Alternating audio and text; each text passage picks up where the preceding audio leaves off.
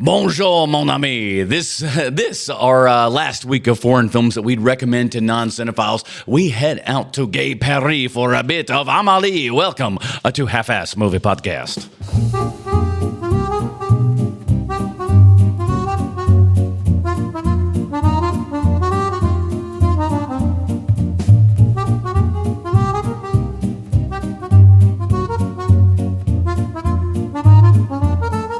Welcome back, you dirty babies. It's time for another Half-Ass Movie Podcast, a show where we put together a half-ass theme as an excuse to watch movies. My name is Adam Portress, and joining me today, he too gets his Perrier delivered like the milkman of yore, Sweet Sean Zakovacs from the internet. You'll never be a vegetable because even artichokes have a heart. And we're taking all the bets this week on him enjoying the word dictaphone too much, Bruce Leslie. You know, you don't have to have every single character on the spectrum. Oh, listen, but it doesn't even hurt. But that's we wouldn't have this show otherwise, I always say. Well, welcome back to HMP, everybody. This week we are concluding our January series, foreign films that you'd recommend to non-cinephiles, and we're closing it out with a bang with Amélie from 2001. This was a first-time watch for me. It's been a minute. We kind of talked a little bit about that last week, but I had not seen this for a while. I'd known about it forever. I remember, if I'm not mistaken, it was nominated for a whole bunch of Academy Awards or something like that, and so I remember people really being into it and stuff. But there's sometimes there are things that can get you off of a film for half a second. But we'll get into all of those kind of fun things. But so Sean, you'd seen this previous, but Bruce, you were kind of a first timer as well, yeah? First time I'd seen it, but I mean, I've heard about it since it came out. A good friend of mine, he and his wife had a baby that was born on the same day, not the same year, obviously, but the same day as my birthday, and they named her Amélie after this movie. Okay. So I was kind of surprised to think that's who you named your kid after, huh? Hey, listen, you could name your kid a lot worse things. Yeah. Oh yeah. There's so many, like Bippo de Beppy or something. here's my child, Buca de Beppo. Please. Yeah, I never could get the name of that restaurant right. Make sure he gets to there on time. You know what I was surprised about the most when because I haven't been to that restaurant but like 2 or 3 times, but I did them fairly close to Pope changes and everything. And they have a room where there is it's called the Pope room, I think. And there's in the middle of it, there's like a little bust of the Pope, like under glass or whatever. Like that's like the key marquee thing of the room. Within the amount of quick time change that they had a brand new Pope, they changed the head out and everything. I was like, wow, y'all got bust of the Pope like waiting around this fast for the new transformation. It was wild. Wow. I think it's like the World Series. They go ahead and make T-shirts for both teams. Like they have all the possible Popes busts, and then there's like 5 of them lined up. They're just like whenever the white smoke pops, we're going to this one. There's just a Pope bust graveyard outside of Las Vegas somewhere. Yeah, send the rest of the busts to third world countries where they don't have busts. Papua New Guinea thinks there's a lot of different popes that aren't exactly. I'm like, this one's weird. And I'm like, okay, sure, there's 5 popes at the same time. But we'll get into all the Amélie stuff. But before we do want to remind everybody that this here live show is on YouTube. That's right. Every Sunday evening around 8 p.m. we come out and do this here live show. And we love to see the people in the chat and everything. It's amazing. We got like 31 people watching in this very second and everything. So we want to say thank you to all of those fine people. Hit that like and subscribe button as well as the hype button. That's the big one that a lot of people don't realize. If you're on mobile, swipe that thing to the right, hit the hype button as well as that thumbs up, and that's what gets this thing out to more people. That's called the hype train, everybody. Put them on the hype train. We really appreciate all of you for those fine things. And check out patreon.com/HMP. There you get pre-show, post-show, Dinger Zone. And this week's Dinger Zone, we're talking about, what did I say? The top 5 snowy movies. Because we are under a snowpocalypse right now and everything, man. I wasn't able to go to work or anything today because it just iced on in there and everything. So we figure, hey, let's talk about the cold movies out there. So that'll be at the end of this show. We'll be doing the Dinger Zone. And then after this show is over and everything, that bit gets erased and the Dinger Zone is up on on our Patreon. So patreon.com/HMP pre-show, post-show, dinger zone. Whatever you think this show is worth, put that in a dollar form, send it out our way, or for the love of God, just hit that like and subscribe button. That's the easiest way to do it. And it don't cost you a single solitary dime. That's the easy way to do it. Patreon.com/HMP. Join up at any level. We love you guys. Thank you so much. What are we talking about? Almost like 12 years worth of stuff here. We've been rock and rolling for a minute, hadn't we? Thank you guys for that. Let's get into it, fellas. Here, let me get my. Oh, I'm sorry. Let me put this up. I want to put this up because I forget to. I don't do this enough. Here's all the dirty babies. Here's all the people that support this show over at Patreon.com/HMP. I wanted to kind of throw that up there because we like those folks. They're not bad. They're not bad. Those people. And you know what? A lot of those folks have been with us for years too. Years. So thank you for the long timers. Years. Yeah. Unbelievable how much you guys have followed us around. We really, really appreciate that. Love you guys so much. Even through a format thank change. you. Yeah, exactly. Through a format change. That's a big one. When you can continue to keep your audience throughout changing your stuff from just superhero movies to movies, that shows you're doing all right. And we appreciate all of you guys for keeping it right for all of these many, many years. Or maybe it shows they were just as sick of them as we were. They don't know how to unsubscribe from things. I would say that, but they do. They talk with us and stuff like that. They send us emails and stuff. So I know it's not like, they exist. They exist. All right, let's get into it, fellas. Here is the IMDb plotline for Amélie from 2001. As we know, IMDb always 100% correct in everything they say and or do. Despite being caught in her imaginative world, young waitress Amélie decides to help people find happiness. Her quest to spread joy leads to her own journey, during which she finds true love. This is written by, here comes a whole bunch of French names I'm bound to kill. Written by Guillemette Laurent, who did The City of Lost Children, A Very Long Engagement, Locked Out, and Mig-Mags with director of this movie and other movies, Jean-Pierre Jeunet, who also directed Delicatessen, Alien Resurrection, everyone's favorite Alien movie, and a ton of commercials, so you know that guy's actually loaded. This is starring Audrey Tautou, Matthew Kazovitz, Dominic Pignon, Isabel Nancy, and the man so nice they named him once, Rufus. This movie had a budget of $10 million and a worldwide box office of $175 million. So needless to say, they did some business on this one. Oh, yeah. Just a little bit. It's one of the most successful foreign films of all time. So Sean, 2001. I am let's see, 2001. I'm working in news at this point, so I would say that's where like a majority of my stuff is going. When I joined news for the first time, 9/11 happened. So as you might imagine, that kind of took a whole bunch of my brain power right there. Then after all of that, going into film school around 2003, Amélie was often talked about. I mean, because look at this. This is a very interesting poster of this striking woman here and everything. It was French, and whenever you saw any of the trailers and stuff like that, it looked very imaginative, very colorful, very, very 90s, even though this was 2001. It still feels like there's a bit of that kind of 90s bit in there and everything. And it was always curious as to what this movie might actually be about. But it's a French movie, and you're 1920s. Sometimes it depends on if you're in the kind of mood or not. But my problem was when it came down to it, in around 2003, we were at film school, and we're all talking about stuff, and there was one guy who, everybody had seen a whole bunch of things. We're all talking about I like this guy, this is good stuff. And one dude had not seen Pulp Fiction. And we were just like, how in the world are you 21 years old in the year 2003 and you don't know, you've never seen Pulp Fiction? What's wrong with you? He goes, I'm a bigger fan of Amélie. And we're like, listen, we don't discount that movie's probably very, very good. But the fact that you would go, at your age, as a young male, would go Amélie over Pulp Fiction, it's interested in film study.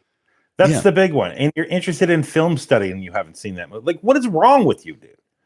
It's amazing. I have almost the same story, Adam, where, but unlike you, I didn't wait 20 years to see it. I actually watched it pretty close to that time. I was out of school at that point, but all of the film school kids would start working in the business, and their PAs and stuff. And there are certain people who are oh, this is actual work. I don't like this. Like, that happens all the time, and those kids wash out quickly, and they're very wealthy parents then are like, well, why don't you just join my family business, whatever that family business is? And those were the kids that were really into Amélie, like hardcore into Amélie. And so I immediately have hackles up about this film. And I ended up watching it anyway, just because there were a few people who, when they spoke about it, I was like, oh, that sounds actually interesting. And it's not, these stupid rich kids who are like, just like, well, I need to sound really smart, so I'm going to talk about Amélie. And here is the thing that I've been hiding from the both of you gentlemen. This is one of my favorite movies. It's not even close. I love this movie. I think it came out during a time where it was like the perfect salve for me at the time, because you have to keep in mind, this movie comes out in 2001. We don't see this in America until like 2003, probably, like you were saying, Portress. But like, you are smack in the middle of, like, it's the very end of the Pulp Fiction days. It's like The Matrix is still like booming in the forefront of everyone's mind. And so things are very gritty and very gun heavy and very angry. Like, soundtracks are angry, like characters are angry. There's all of that stuff happening. And the guy who makes Alien Resurrection, which is, the movie's fine. Like, look, like it's not the first two Aliens. Nothing can be. It's fine.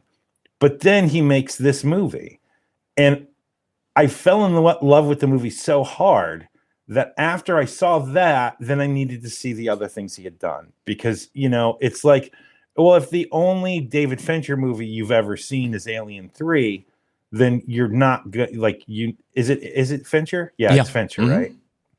Then you're going to judge him harshly. But like, so like, I go back and I see his other movies, and they're great. Like has basically 3 really, really terrific movies, and it's Delicatessen, it's City of Lost Children, and it's Amélie. And Amélie is the best one of the 3, but they're all really great. Speaking of which, real fast, I'm going to drop this Portress Bucks because MVD's got a little line for us here. Amélie is good, but I love seeing kids dream of the reindeer crap. So the City of Lost Children is actually his favorite there. So totally, yeah. It totally can be. And also, City of Lost Children is a weirder movie also, and that's right. Like, that's MVD's like Fastlane. Like, oh man, this movie is almost inaccessible to like 50% of people. I love this movie. Oh. I just love a good yarn. And the thing that the thing that I've noticed about Amélie over time is that as much as I love Wes Anderson, and I love Wes Anderson, as even to this day I do, I think that it's like he's chasing this movie. It feels like he's always chasing Amélie, and he just can't get there because he just doesn't have the ideas. Is what it feels like to me. I had that exact same thought, and I was thinking about bringing it up, but I know you guys like Wes Anderson better than I do, so I was a little nervous. But if you look, there's Royal Tenenbaums, Rushmore, and they have a certain look. But then after Royal Tenenbaums, he starts to oversaturate his colors. He starts to use lighting like this. He gets even more quirky in a way that's less obvious, I guess. And I was curious if that was just me reading too much into it, but I'm glad to know that somebody else thinks that Wes Anderson was very influenced by this. But then I also wonder if this director was a little influenced by Wes Anderson, by the quirkiness of everything. Well, what I would say to you is that Wes Anderson's making movies before Amélie comes out. But I mean, yes. City of Lost Children and Delicatessen. I think Delicatessen might actually be later than this. I think it's earlier. Is it earlier? I think it's earlier. Like, he's got 2 movies out already by the time this movie comes out. But with that being said, I think he's got 3. With that being said, I think he saw this movie and was like, "Oh my God, this is where I need to put my focus on."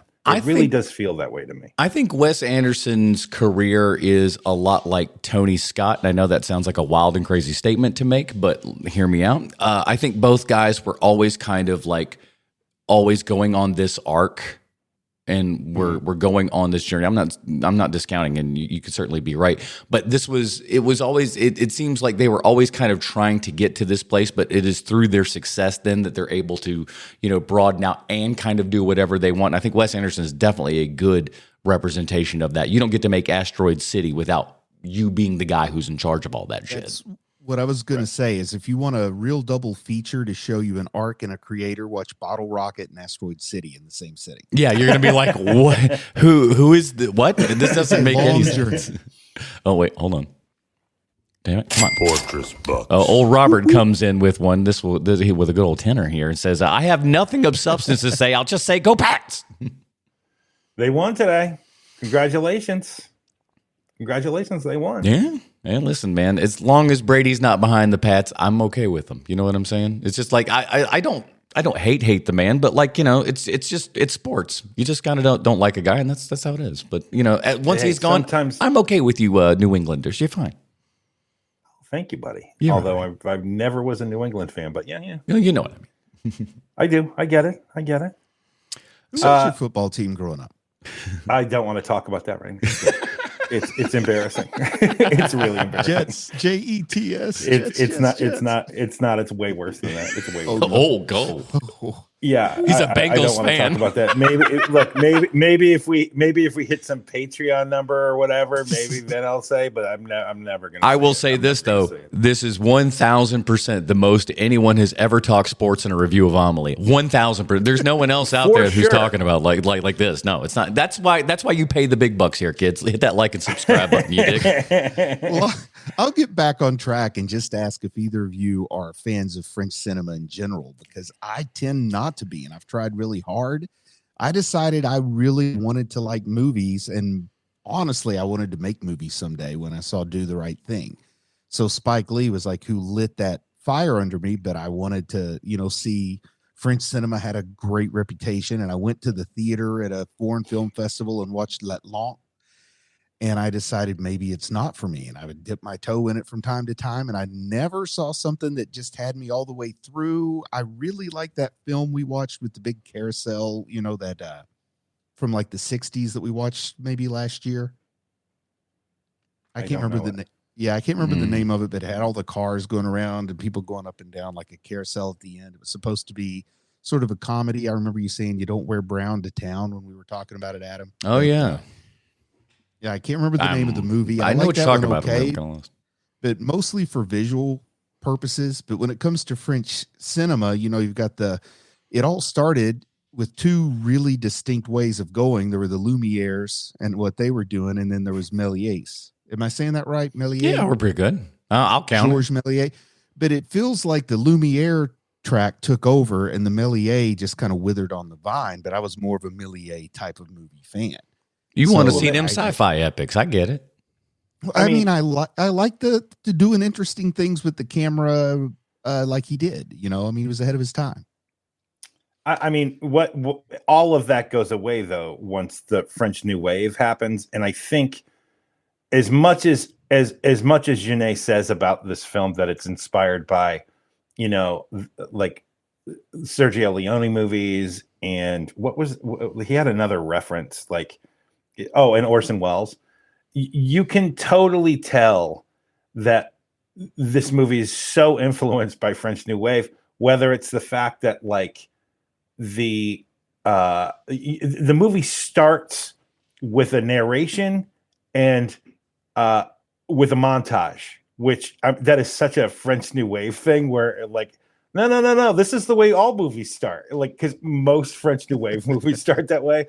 And then on top of that, the fact that Amélie knows that she's in a movie is another like, oh, that's another French New Wave thing. Like I can't remember what the name of that movie is with the guy and the girl. I can't remember the name of that movie, but they both know they're in a movie. Like it's just so very French New Wavy.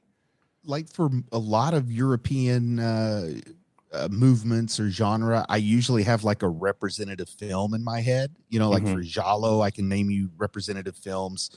Same thing with the German existentialism. You've got those famous movies that you can always reference.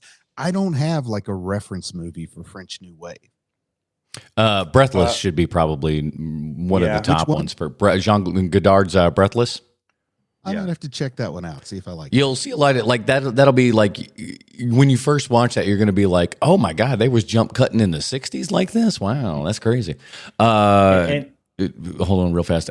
Playtime is the movie that you're looking for, according to MVD there, Bruce. And Playtime is actually really great. I mean, it's like watching a painting, that movie, and like in a very good way.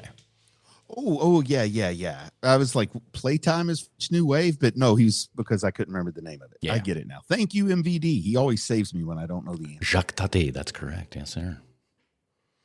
Okay, so yeah, like you said, Sean, starting off with the narrative and stuff, and that's like the movie does a really good job with kind of planting you with its style and everything right off the bat, so you are aware of kind of what's coming up here and everything. They very much kind of set the table for you, going like, "Hey, here's what this movie is going to be about," and it does so in this great kind of it's such a lighthearted way to go about it too. That's what's so fun about it. It's so like you good. just it's joy filling in this. Like, and there are certain scenes, and we'll get into orders or whatever, but like one of the parts that I kind of loved the most was her, doing this nice thing of helping this blind man cross the street and everything. And as she's going across, just describing everything that's going on in this great fever pitch of things that are going on. And this guy obviously can't see anything, but he can hear things, he can smell things, he can sense the things that are going on. And it's just this cavalcade of amazing emotions that she's funneling into this dude who doesn't, as you might imagine, probably take the time and effort to, sit and enjoy all of those things that are going on, but it's just this assault of the world that's coming at him, but it's coming at him in a very gleeful kind of way and everything that's uplifting. It's not like shocking and like scaring him or anything, but it's just like, oh my God, I've never, all of these things coming at me at once. And you can just kind of see the joy of him finally, kind of living that moment there in the middle of everything. It's really lovely. Yeah, it's almost like she leaves him in ecstasy when she goes to. Oh yeah, he's just like he's looking at it, going, "Oh my God, I've never had such an experience before." Because he like probably never looked at it that way. Because he's going slow and with the bumpers up here and everything. But she's got him, so she's rolling him along and just going, "Here's a thing, here's a thing, here's a thing. Isn't life grand? Isn't it amazing?" Yeah, it's pretty great. That one of the things about this movie, right, is the thing that I think sets it apart from almost every other movie. And I didn't understand this until like this last viewing I had this week, is that when you watch the movie, you can clearly tell that there's personal stuff in the movie, like to Jeannot specifically. And the way that you can tell is that it's too specific. There's there's ideas in there. Like no one is ever going to write an idea of, oh, this guy, he collects pictures from a photo booth and like the people who hate their photos, and he takes them and he puts them in a photo album. Like that's not an idea that someone's just sitting around thinking of, right? And I kind of figured that out watching it this time. So when I listened to the special features or the director's commentary on this movie this time around, I literally wanted to see all the personal stuff that he put in this thing. And there's a lot more than this, but these are the 5 that I pulled out, right? So one is the photo album. The photo album is a personal story. In the 80s, he had a friend who would collect those photos and put it into a photo book. And it was an amazing book. Like Jeannot was just completely fascinated by that. And it looked amazing. According to Jeannot, the real book looks way better than the book that they use in the movie because he had so many more photos, but he also couldn't he would never be able to get clearance for all of those people's faces, right? Because there's no way to tell who those people are even. It's just like some photo. So they had to mock one up, and they had the props mock one up. And so that's one of those moments where you're like, oh, that's a really that's too specific, right? And so here are the other ones. One is the dancing wine glasses at the beginning of the movie in the montage. 2 wine glasses are dancing. He noticed that phenomenon when he was vacationing in Greece, and it kept happening. And while he's talking on the director's commentary for it, he's like, it is impossible to get something that happens like that in real life to happen in your movie when you're trying to make it happen. And the props guys wanted to kill me because it never looked right. and I was like, man, I hear you, bro. I hear you. 2 is the suicidal fish is something that actually happened to him, where he had a fish that would constantly jump out of the bowl, and it made his mom crazy. So they ended up putting like weight on top of the bowl so the goldfish wouldn't jump out, and they eventually ended up putting it out into like the real world, like in a river somewhere. I thought you were going to be like, and it's got a job. I'm like, what do you mean the real world? Get out there and support your family, you bastard. There's a lot of them, you know. Sorry, go ahead, Bruce. That's not an uncommon behavior from goldfish. I mean, as a kid, we had that happen a few times. Oh, really? The suicidal goldfish? I didn't jump out of their bowl. They're not suicidal. They just aren't very bright. They think they're, in whatever their normal environment would be where they can jump. They scream freedom, and then the second they get out, go, I've made a grievous mistake. You can avoid that by having them in like an aquarium where the opening is the same size as the water, but the fish bowl has like the smaller opening, so they imagine that there's more. Don't give them a chance, is what you're saying. That's a good point. I see. Don't let them slide. I'm a fish biologist. Third thing, Amelie's likes and dislikes are the same as Jeannot's, and likes and I want to circle back to that. Continue. And likes and dislikes is a game that he plays with people at like dinner parties and stuff when the people don't have anything to talk about. Is that he'll do likes and dislikes, which I find fascinating because that's something that I do as sort of a social pressure reliever when I'm at like a function that I don't know the people at and I don't have a lot to talk about, and I do that psychological question to them. Who likes Gallagher? Would you rather be have the superpower of flight or invisibility? And because people are like, and they'll start talking to you about that. And so that's what he does in real life. You want to circle back, Bruce? Oh yeah. When you're talking about that was about him. And if you look, if you go to Google and type in, is Amélie Poulain, it's going to automatically feel autistic, and you're going to find hundreds and hundreds of pages where people with autism find representation in this movie. Right. But the director has said, 2001, people thought that autism was Rain Man. I mean, that's what it was. So that's why this movie really communicated with people who had what at the time we called Asperger's syndrome. Right. Turns out Dr. Asperger was a Nazi, so they threw that term away, and now they is that why they got rid of that term? Yes. Oh, and it also sounds a little bit like Asperger, like I don't know, come on down to Asperger and I never noticed that before. You mean that whole giant South Park arc of Asperger's? It's spelled with the P though, Asperger. But anyway. Now it's called level 1 autism, which makes it sound like you're not good enough to be all the way autistic. Man, you need to get up to level 3 autism, or you're going to get in this conversation, boy. Which means there's someone somewhere who's like, man, I miss having Asperger's. No, there are people that still refer to themselves as Aspies, because when you say I'm autistic, people say, well, you're not like Rain Man. You don't have autism. No, you don't. Everybody's autistic now. People say all those things. But when you said Asperger's, it was like its own thing. That's why Bruce carries a handful of toothpicks in his pocket at all times, just to see, like, all right, which one are you? Throws them out there. But the way that the director says, in no way did he intend to have this character be on the spectrum. Right. And then you look, and this whole movie is populated with people who have traits. I won't say that they're autistic, but they have traits consistent with autism.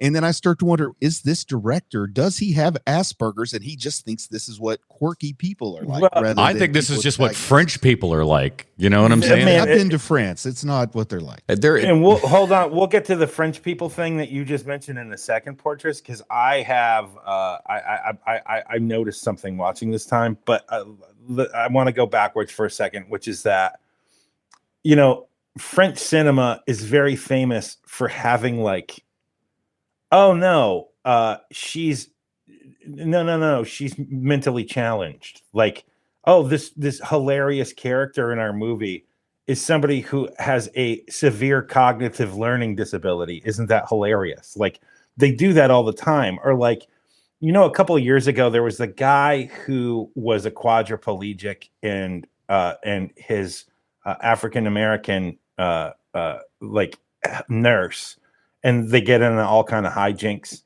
You know that movie? Like a couple of years ago with Bryan Cranston as playing the quadriplegic. Yeah, I saw that. I'm trying to remember the name of it. It was okay. I can't remember it either. It was okay. But the French version of that movie, the quadriplegic is calling that guy every name, ethnic name in the book, like through half of the damn movie.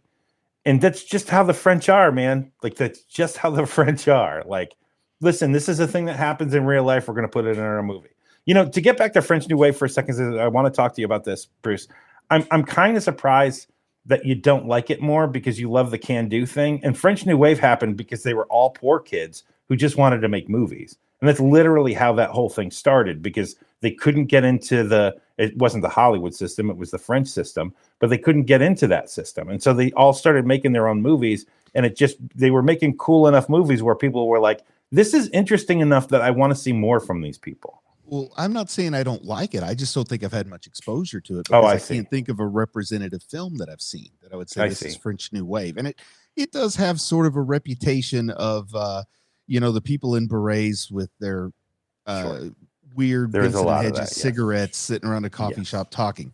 So it never seemed like it would appeal to me. Like I said, I found my way into movies halfway between horror and Do the Right Thing. So none of that really is French New Wave.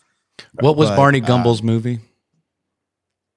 Because that was French cinema to me. Was but it definitely seemed like it. I know what you're talking about now. Don't cry for me. I'm already dead. As much as I like can-do movies, I hate Dogma 98 movies. And that's 95, but yeah. Can-do. Or is it 95? Whatever. I think it's 95. Whatever year you want, I hate it. Listen, you're not wrong. But I love like Ed Wood. It's a totally different kind of can-do attitude. So there's only one more. There's only one more that I have.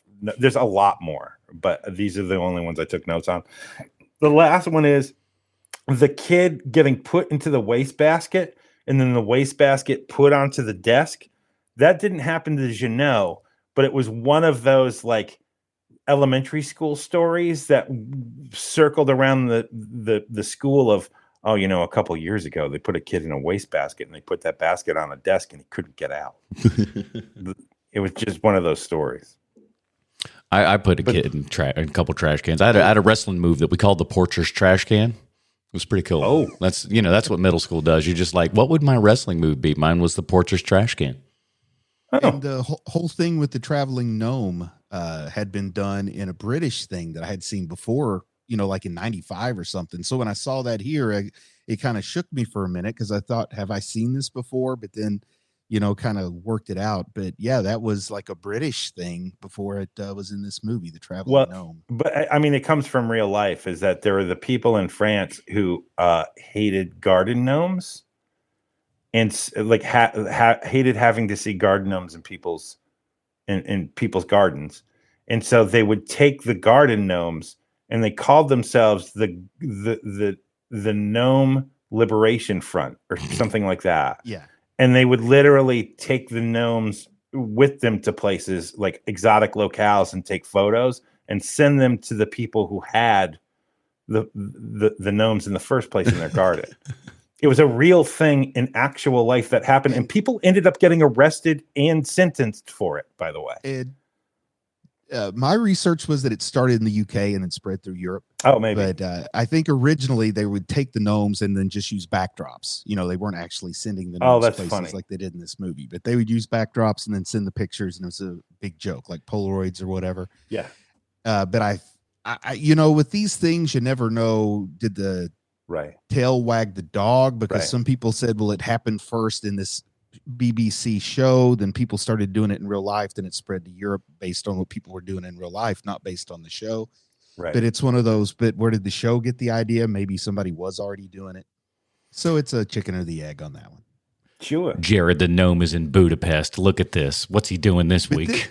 I hate him. This movie is directly responsible for those Travelocity commercials. commercials. Oh, without a doubt. There's no doubt about it. This movie to the Travelocity commercials, for sure. Yeah. I mean, even the color and everything. Yeah. I mean, there's if they say otherwise, the advertising wizards who made that, then they then they are lying, outright lying. So you want to hear something weird? You know who they originally wanted to cast for Amélie is Emily Watson. I read that.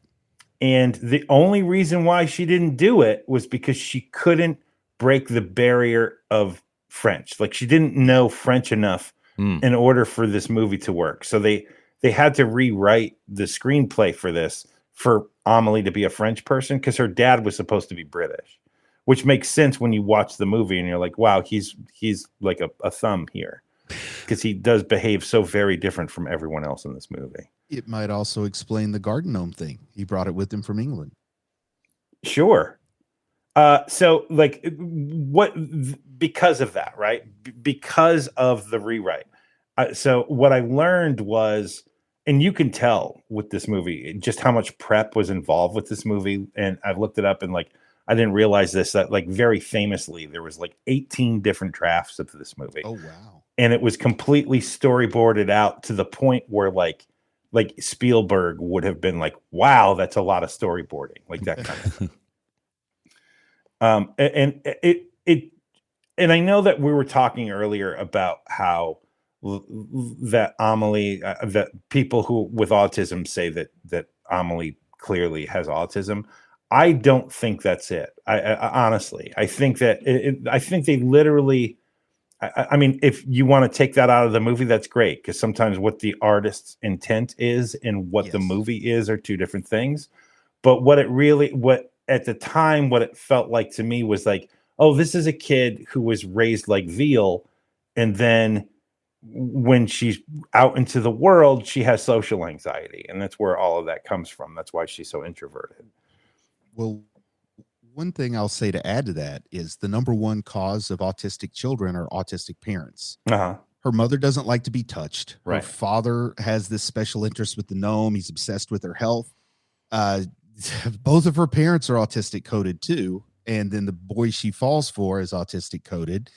And then there are some other folks that pop up with some special interests that, you know, you can see what you want to in it. But this movie has very few folks who don't kind of express at least a few of those traits. That was one of the most sad parts of the entire film there, right at the beginning, when in the voiceover and everything, where she's talking about how as a young girl, she got so little physical attention from her father that when, her father goes to check up on her health all the time, her heart is beating fast because this is the most interaction that she's ever gotten with him. And she gets excited because it's like, oh my God, I'm finally being paid attention to by my father. Like that is just destroying, dude. It is, and it doesn't help either that they crank the cuteness up to 11 with that little girl. Mm-hmm. Like she's like she was grown in a lab. This is the cutest girl who's ever existed. Girl, like just amazing. And she develops a rich inner world. And just go ahead and Google that phrase and see what pops up. But that's why I wonder if the person who made this movie may, be an ass-beak. He may not know that this is a typical behavior. You know what I mean? I don't think he is, just because I've seen him in a lot of interviews, specifically this week, and he sure doesn't seem it. I think it falls under the old why is he like this? Honey, he's French. You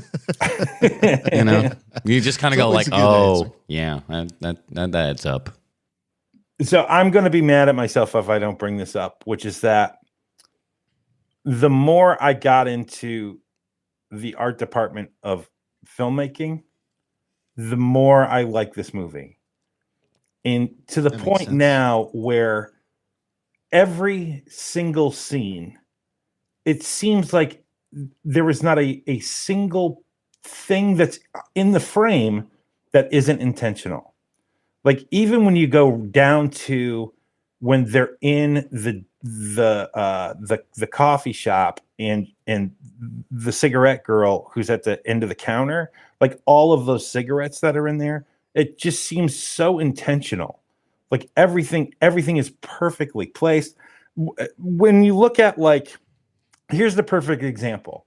And it's how I know that the director and the production designer had many meetings together, right? Is that when Amélie gets her revenge on the produce guy, right?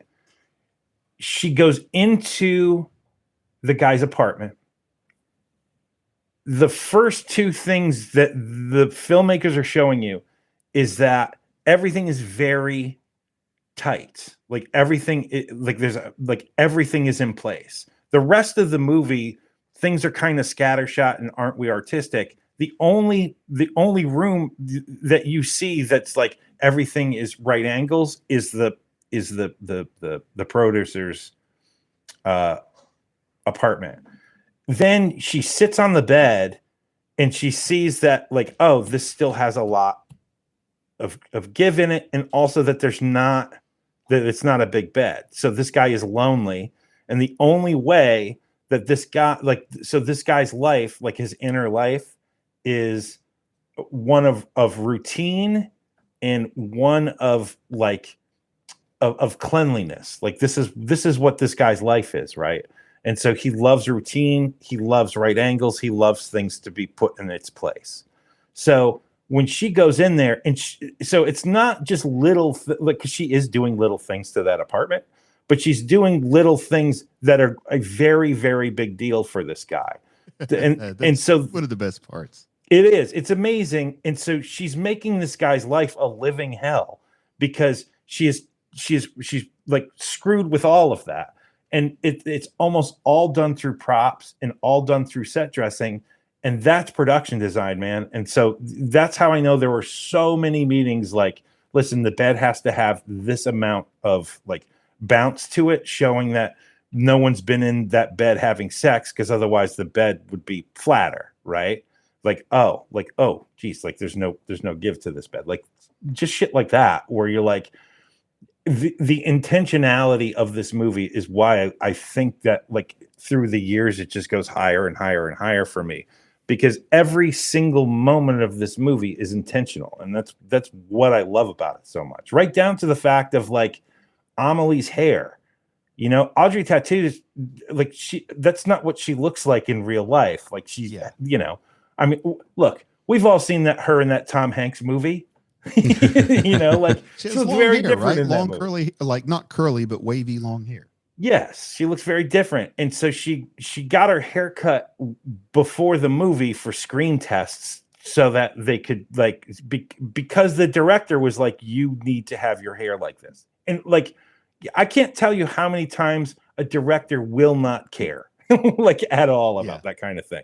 But the intentionality of even her hair is specific to this movie. And it's just why I just love this movie so very much. And when she pins her hair back just with her natural build and frame, she looks so much like Audrey Hepburn in some of those scenes. Yes. I think very intentionally cinema godhood there. You know, Audrey Hepburn, as far as visuals are concerned, you'll never beat that for a leading lady. But French cinema has always been outstanding with visuals and details. I think that's what has made it so popular internationally, is it overcomes the language barrier by talking to your eyes and not your ears. And that's one of the good parts about it. But French cinema that I've taken in has never had enough story for me, and it's never had enough escapism for me in some weird way. So I think that's part of why I prefer Italian cinema, some German cinema, not all of it. And, you know, I'm not real big on that Triumph of the Will stuff. And then, you know, Swedish, Scandinavian cinema can do some cool things. I really have enjoyed that. And I'm not talking about The Seventh Seal or anything like that. I'm talking about more modern stuff. Yeah, you're talking about Let the Right One In, shit like that. Yeah, stuff like that. And like the Girl with the Dragon Tattoo, the Swedish versions I like much better. Which is way better, Swedish. Yeah. But the French films are like, I could watch them with the sound turned down and really enjoy them, but 2 hours of that gets to be a bit much. And I watched this kind of late at night when I was yawning a little bit, and that probably hurt my enjoyment, but it's just not my kind of movie. But I really did love some moments in it. I think it had the best death scene I've ever seen on film. Oh, wow. When the lady jumps out of Notre Dame and lands on her mom. Oh, That is gold, solid gold. I've never laughed so hard at a double homicide in my life. Real event, by the way. That was a real thing that happened. Man. It was in the news, and he was like, "We got to take that." Oh man, So- I didn't know that was real. Now I feel bad laughing about it. So Had you to go bum talking me about out. how Audrey Tattoo looks like Audrey Hepburn, right? Yeah. It reminds me of a point I need to make, which is that the guy who plays Nino in this movie, you know, the love interest in this movie, Yeah. I never noticed it until now. Couple of different moves, you know, a couple of sliding doors moments. Portress and this guy look a lot alike. They do. Which is also funny because Audrey Tattoo in this movie looks a lot like my last girlfriend, who also spoke like French and Italian and like a whole bunch of other languages and stuff. So this movie was another one of those like, why are we hitting Adam this month? But Audrey Tattoo in this movie is like, close your eyes, think of a French girl. I mean, she really nails it. Yeah. But having spent some time in Paris where this movie takes place, I can tell you that there's a little bit more diverse population than you see here. With this whole cast, you get 3/4 of a Moroccan guy and everybody else is lily white. But it's a very, very diverse. It's also not today. And that's one of the things during the director's commentary as they're watching the film. Jeannot literally says the line, I had to write it down. Never shoot in Paris. This movie is a lie. There's dog shit everywhere and graffiti. There's always traffic jams and it rains every effing day. Yeah. Yeah, and it's only gotten worse from what I understand. Say what? It's gotten What'd you worse just from say, I don't know who you're saying say what to. You. To Me or Portress. Adam? Go ahead, Adam. Oh, it's just me being stupid. Let's go on. Oh, it's already gone. We already I gone. got Bruce, it's called the Mon uncle It's from mon oncle. Oh, I'm It sorry. means my uncle. Yeah. Oh, there you go. Nice. You know, I spent some time in francophonic countries, so I tried watching this without the subtitles for a very, very short period of time and realized that, I think francophonic it's could been- also be your rap name, Bruce. been- Think about it. yeah, it's been 31 years since I was in a francophonic country, so I haven't spoken much French since then, but I did understand enough to know when the subtitles were not quite on track, and I made a few notations. Oh, there. let me tell you, there's while watching this movie, I thank God I'm divorced because my ex-wife knew French and shit, and she'd have been ripping like I would have had to hear it through this whole damn thing. So, but for the grace of God, go I. The man, there's so many moments in my life where it's like, thank God my ex isn't here. All right. So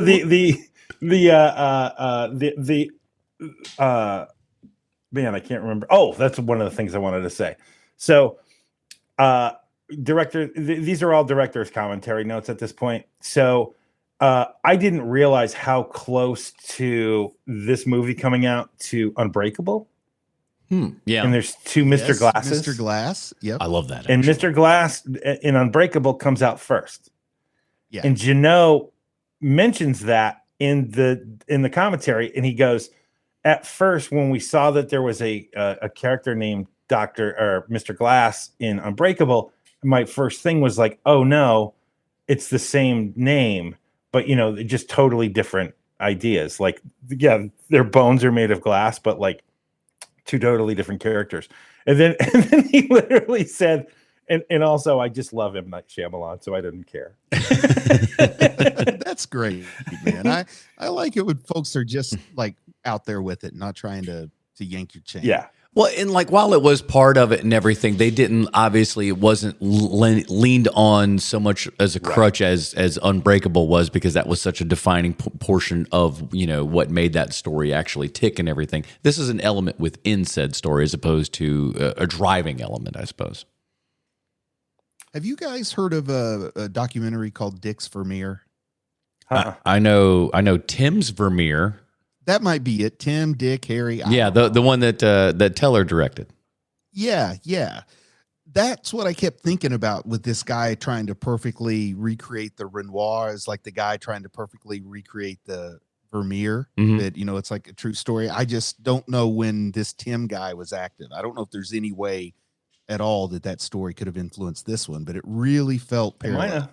It's a good It question. might have. He did that for so many years, trying to kind of perfect that and everything. So, wouldn't it But be you know the great if reason there why was? the reason why they used Renoir in the movie is because they wanted to do it with a painting, right? Of like having Mr. Glass talk to Amélie through the painting. Like, I can't figure out this girl, even though they both know what they're doing at the time, you know. Yeah. And the only reason why they used Renoir was because it was free. Like they could just use the painting, and that they and Renoir specifically because, you know, he's a French painter. French, so, yeah. Because I would think the more obvious choice would be Surratt, but yeah, Surratt's a little more modern and may not be as public domainy.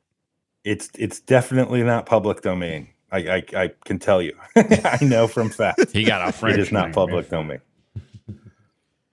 Man, at least Steamboat Willie is. So yeah, finally, right?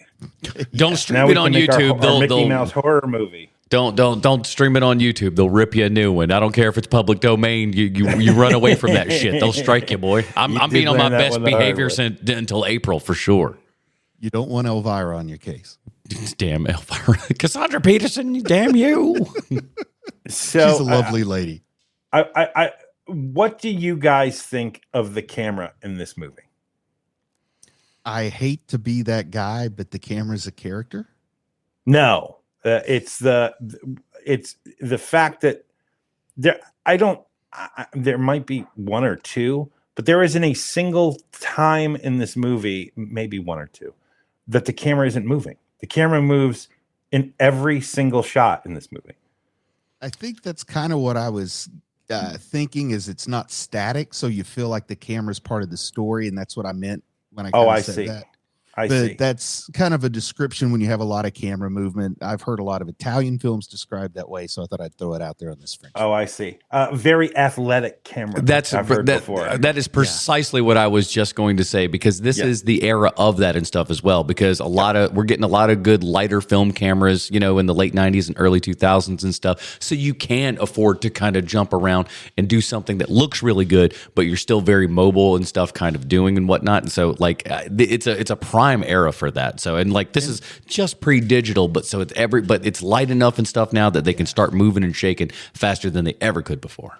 Sometimes I forget that a movie that looks like this was shot probably 35 millimeter, not 70.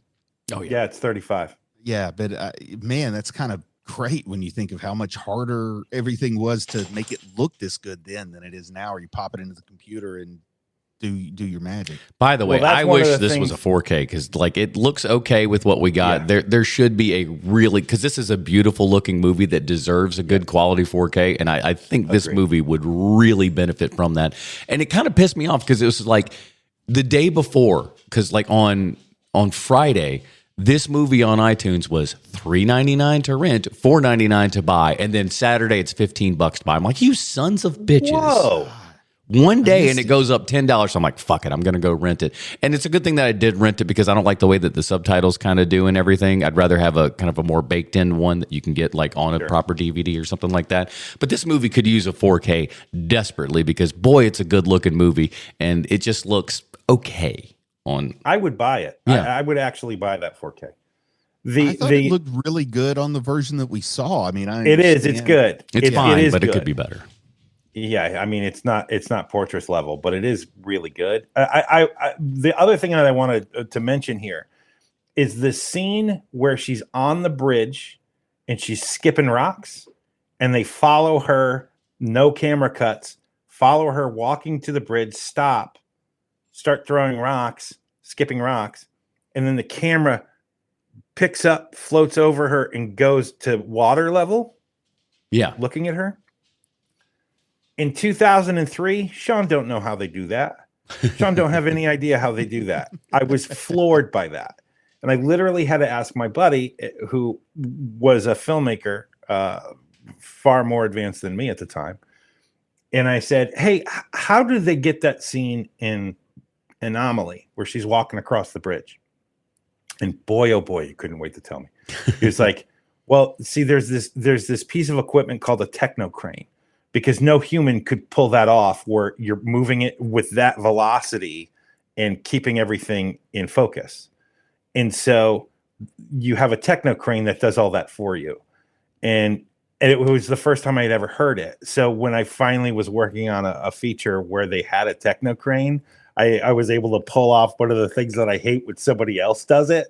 But when I do it, it's cute. And I was like, oh, isn't that what they use on that in that shot on Amélie? And immediately, like, the camera guys were like, Yeah. Oh yeah. This is the, and like, so for like 10 minutes, like I got to pretend that I knew what I was talking about the techno crane, like an idiot. It's such a dummy. If let's just say theoretically, someone was a can-do filmmaker working with their kids, could you make a techno crane using like a fishing rod or something? No, you could make a crane, you could make an arm. Yeah, it's a jib at that point, I'd say. Right. And yes, he is correct. I mean, basically what you want is you want the level of like Raimi making Evil Dead, right? Yeah. Like that's the kind of filmmaking you want. Strap your camera to a 2x4 is what he's saying. Yeah. Basically. Yeah. I know all about how Raimi did those shots. Yeah. And so, I mean, that's where you're at right now, right? I'm not that far along. But like, I'm like, put your kid in a shopping cart and push it.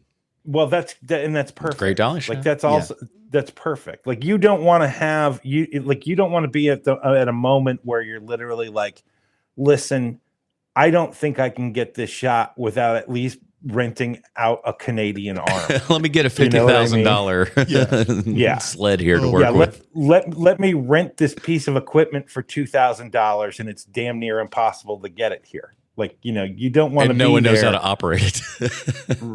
and find somebody who knows how to operate. Right, exactly. Hey, by the way, don't you think that when they bring the techno crane onto set and everything, they should be playing Sandstorm? Just feels like that would make sense. That's all he does. Like he is literally the techno crane operator in Atlanta. And when I first met him, you would have thought, oh, this guy's going to wash out in like 5 seconds because he's too goofy. He's just too much of a goof. But he fell ass backwards into this job. He makes so much more money than me. And he has literally traveled the world being a techno crane operator. And he's always working, always. He's never worried about where the next job is coming from. No, I wouldn't imagine. You don't have to own your own techno crane. You can just know how to use it. No, don't nobody own none of them. You don't have to own it, but you need to at least be involved with the shop who does own it. Right. Okay. Because I know like the first Steadicam operators were just the people who own the rig. Right. But that's a different story. That's because only camera ops are going to be the ones who own that. Like, and now you could get those in some production house, but you can pick that up over to Publix. You know that. Honestly, some of those direct-to-market gimbals are pretty good. Yeah, they are for sure. About the color grade, right? Because I've always liked that about this movie. I love that, like it's almost like a mood ring for Amélie. I think that's just such an ingenious idea. And so, if you were to ask me 4 days ago, hey, what's one of your favorite things about Amélie? I'd say the color grading. I think it's amazing. And then I listened to the director's commentary where Jeannot, no less than 7 times, says, "Oh, we use too much color grading in this. I should have knocked this down. I should have knocked this down. This is too obvious." I'm like, damn it, Jeannot. Damn it. I'm not trying to frighten you, Sean, but it's scary to me how much you're saying some things that I was thinking, because I watched this at night, went to bed, didn't have to work the next day. So I got up and immediately started researching online how I could do better color grading. Like, I watched this and I knew I need to turn some saturation up here and there. I need to actually do color grading, not just take what comes out of the camera. Choose that color up a little. This movie impressed me with that color grading, and I was thinking, well, Wes Anderson's definitely picked up his oversaturation tendency. Yes, without a doubt. I've only got a few more notes here, and then I'm done with my notes because I know we're about to wrap it up here in a minute or two. So Jeannot said he wanted to use the Lady Di news so audiences would know that this is a modern story, which I found very fascinating. Because what I think is interesting about this movie is that it's basically, I always took that scene as when she is watching TV and she shuts off the TV, it's more about like her own personal affairs than it is about the outside world. And that's what that scene was telling you. That's not what Jeannot was trying to say.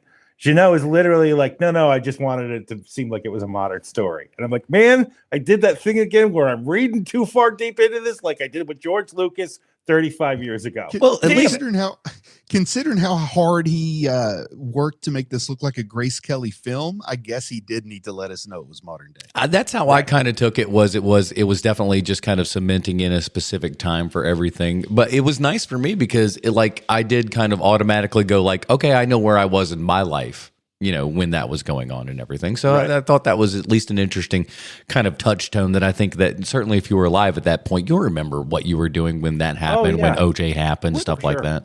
What month was this released in theaters in the U.S.? Oh, I couldn't tell you. Give me just a moment, I'll find that out for you.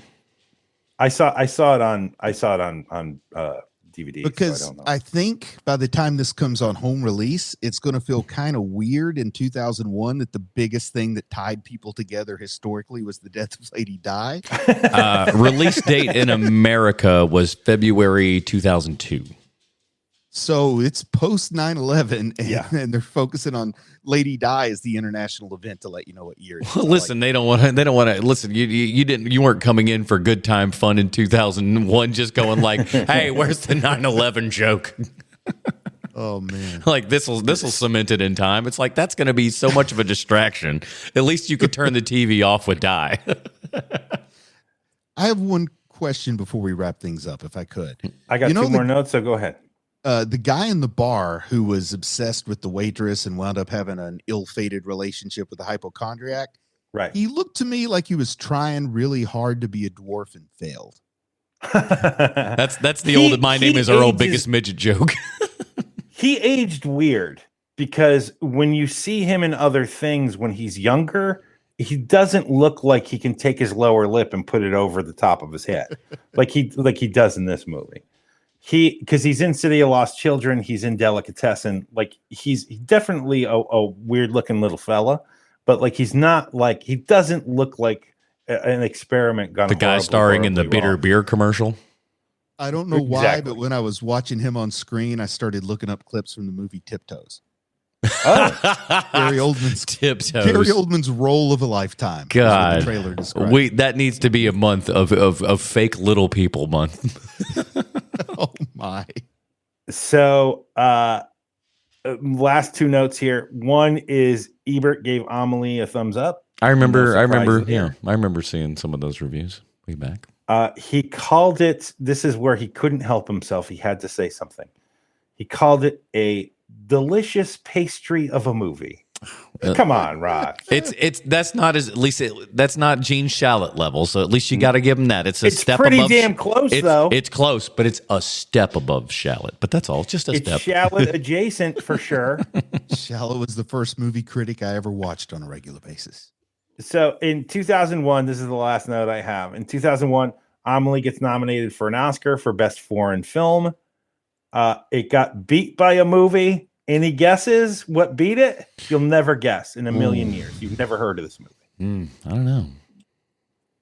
That movie was called No Man's Land, which was a movie produced in Bosnia. No one has ever seen that movie. Even the people voting on the Oscars doesn't know anything about that movie. Oh, Bosnia Herzegovina. I'm sorry. And it's another one of those things where it's like, could the Oscars be more out of touch? Like that's literally what like you don't need any more proof. Hey, they're trying now though. They're trying now. They're like, listen, we nominated Sinners more than anything. We're hip. We're with it. We're the Oscars. Sure. We're with it. Come on. Sure. Okay. Yeah. I love that they had to put in the new rule last year of you actually had to watch the movie in order to vote on it. Crazy. Why is that a rule that needed to be put in place, everyone? Now. Why is that a rule now? Why not 100 years ago? It's insane to me, man. I mean, this movie is so irrelevant. This movie is probably look, I'll be charitable here. It's one of the 1,000 best movies ever made, this movie. Like, giving myself some room here. Where it's probably one of the 1,000 best movies ever made. Like, I think you could probably make that argument, yeah. Unequivocally. And the fact that movie got beat by a movie that no one has ever seen or heard of is insane to me. It's just insane. They ain't sending out enough screeners. That's the problem. You got to send out them screeners. They should have talked to the old Weinsteins there. If there was anybody that got screeners out and started milking people for votes wrong. and stuff, he also because when he was making the tour, when Janot was doing the tour of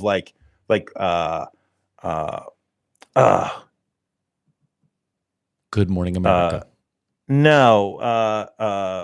Con or something? Film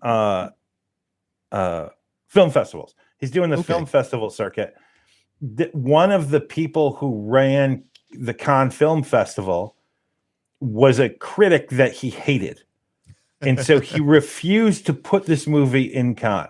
Can you believe it? If there was ever a French movie that should have been in this in Cannes, it would be this movie, but it never went. Oh man, this would have been a Palme d'Or candidate for sure. But what? You can't get a fair trial in France with a French film. Get out of here. Can't happen. Maybe the financial success was held against it because there's some Oscars voters that they take the attitude we need to help something that's not making money instead of reinforcing. Yeah, but at the same time too, though, I think Sean has a lot. It's 02 and nobody's getting screeners and no one's watching shit and they're voting on things that they ain't seen and then they're just like, this one looks like it's like drama-y or something like that, as opposed to this. Bosnia still had the sympathetic vote as a war-torn country and things like that. Yeah. Of course. If only a Serbian film had won. I knew you were going to. I should have written it down. I could have showed it to the camera. Damn it. I knew you were going to make that reference. You missed your totally chance. knew it. You missed your chance. Well, we have not yet missed our chance to talk about the rating of this movie, everybody, because, we like to let you know how we think and give our thoughts and recommendations for Amélie from 2001. Bruce, what do you got? I cannot enjoy a movie and still respect it. Pretty impressive filmmaking. I like the filmmaking more than the writing. So I'm going to give this one a solid 5 stars. 5 baguettes or whatever. But it's probably the least I've personally enjoyed a movie made this well. So I don't know, make of that what you will, but it's a good movie, and I'm not going to say it's not made exceptionally well. Holy shit, I hope they re-release it so that can go up on the poster. That is the best grab of all time. I'm over here warming up the back of my hand real good. I'm going to translate that into French and just send it to, what's his name? Jean-Paul Gaultier or whoever. Jean-Pierre Jeunet. They're all named Jean. Yeah, listen, it was real nice and easy. Exactly. That's it. They're just like, that's the same one. Fine. Sean, what do you got? I mean, it's impossible for me to think of this of anything else than 5 stars. This is one of those movies where I'm like, oh, if I were only good enough to be able to make a movie like this, but I'm not. Like, I could never make this movie. This movie is so perfect. There's so many things that pay off later, and like you think there's going to be some dangling participle in the script, and nope. Everything wraps up, and it's just the best. And I just love the fairy tale-ness of this movie. I think the otherworldliness is a feature, not a bug. I think that Audrey Tautou will never be anything else besides Amélie for the rest of her life. And I think that she needs to learn to be okay with that, because she could be a fine actor, but she's going to be Amélie forever, man. Like the character is too perfect. Hey, so listen, you could do a lot worse. You could have your entire life be, oh, that's Franklin from Texas Chainsaw Massacre.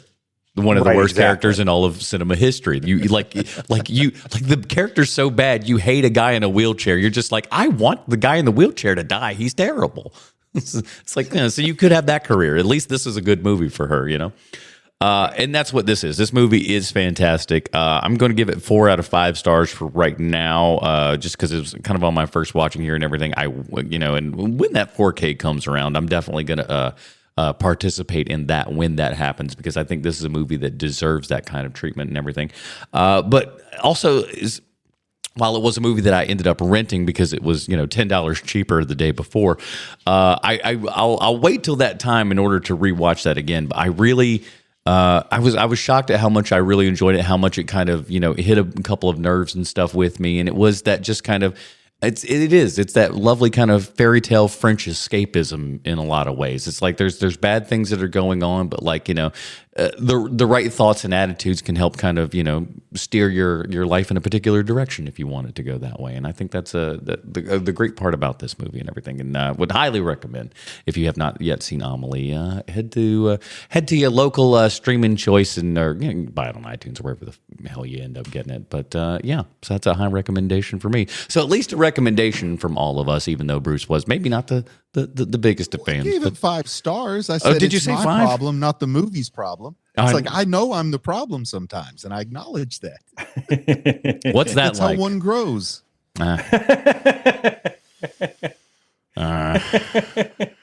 I mean, I guess, I mean, 2 of us have figured that out, Adam. If that's how you want to, if that's the game you want to play, I suppose you're free to do so. But that is it, everybody. We got another episode of HMP in the bag here. But we got another month coming up, boys and girls. And let me tell you, when another month comes up, you got a change. There's a change in the wind, and we got one coming for you that's going to be quite good. Because you know what? February is the season of love. Love is in the air, not for some of us, but for some of you, love is in the air. And we're going to explore that with one of America's shining examples of what you can be in Hollywood, Mr. Tom Hanks, where we are doing a month of Tom Hanks rom-coms, everybody. And we are starting it out with Splash from 1984. Little Ron Howard there, that guy, maybe if he works real hard, one day he'll amount to something, that kid. But we'll see if if one of his, I almost said directorial debut, but that is not even close to correct. That man worked his ass off way early throughout life and everything. But we'll be talking about that next week. In the meantime, Bruce, where can we find more of your work on the internet? You can check out the YouTube channel. There's some stuff there, and I don't know. That's about it. Anime Dad is how you can find it on YouTube, or just Bruce Leslie on YouTube. Very nice. Chance. I'm going to be in France doing guided tours of what still exists from the movie Amélie. There's quite a few places, actually. So check that out. Also, I'm on YouTube also, Bruce. Oh. Yay. I don't know why I pointed to you out, but I support you in everything. Yeah, it's kind of weird.